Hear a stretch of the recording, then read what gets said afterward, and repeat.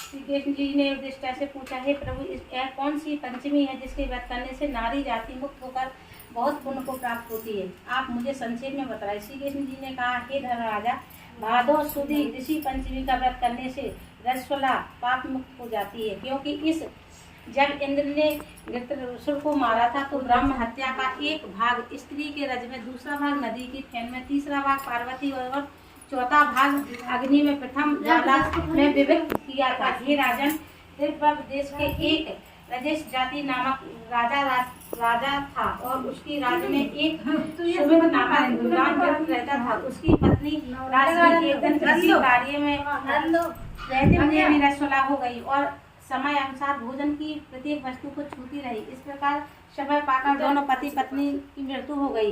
मरने पर ब्राह्मणी ने तो कुतिया का जन्म लिया और ब्राह्मण में बैल का जन्म प्राप्त हुआ।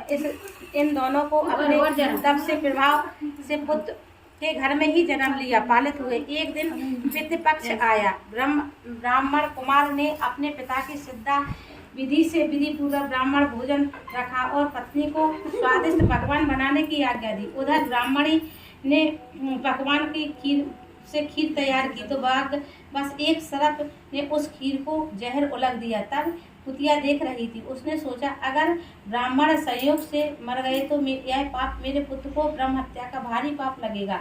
इससे उस खीर को कुतिया ने जानबूझकर झूठी कर दी। उस की बहू यह सब देख रही थी। कुतिया को इतना मारा कि उसकी कमर तोड़ दी और खीर को फेंककर दूसरी खीर बनाकर फिर श्रद्धा कर ब्राह्मणों को भोजन करवाया। रात को कुतिया ने जाकर अपने पूर्व जाति बैल से दिन की होने वाली सारी घटना बताई तो बैल बोला, हे प्रिय, तुम्हारे ही पाप के संरक्षण से आज मुझे बैल होना पड़ा और आज मेरे लड़के ने दिन भर मुझे मुँह बांधकर जोता है, अभी तक एक मुट्ठी घास भी नहीं डाली है। यह सारी बातें छिपाया हुआ यह ब्राह्मण पुत्र भी सुनता रहा, जिससे वह बहुत दुखी हुआ।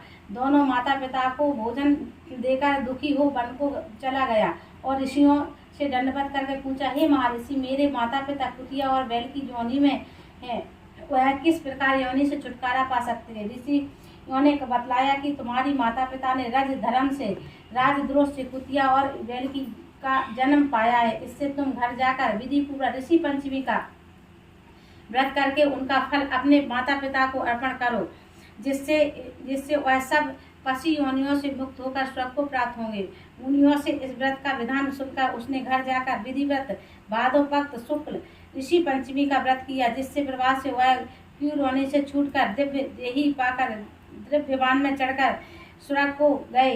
हे राजन, जो नारी इस व्रत को विधि पूर्वक कर श्रद्धा से सप्त ऋषि का पूजन करती है, वह नारी भयंकर रजस्वला दोष मुक्त हो जाती है। सीगी धन पुत्र आदि से सौभाग्य को पाती है। दूसरे इससे इस व्रत को करने से नारी जाति का मुख्य कर्तव्य है। इससे धन तन मन आदि से दोष से मुक्ति होती है, जो फल तीर्थों को करने से प्राप्त होता है। ये व्रत करने से अनायासी नारी जाति को मिल जाता है। बोलो सत्य श्री भगवान की जय।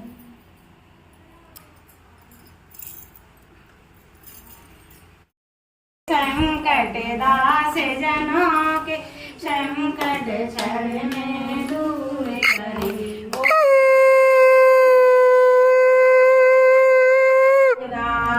फल पावे दुखी वेणे से मन का, स्वामी दुखी वेणे से मन का, शुक्र शाम बहन पूजा हो रही है कष्ट मिटे तन का।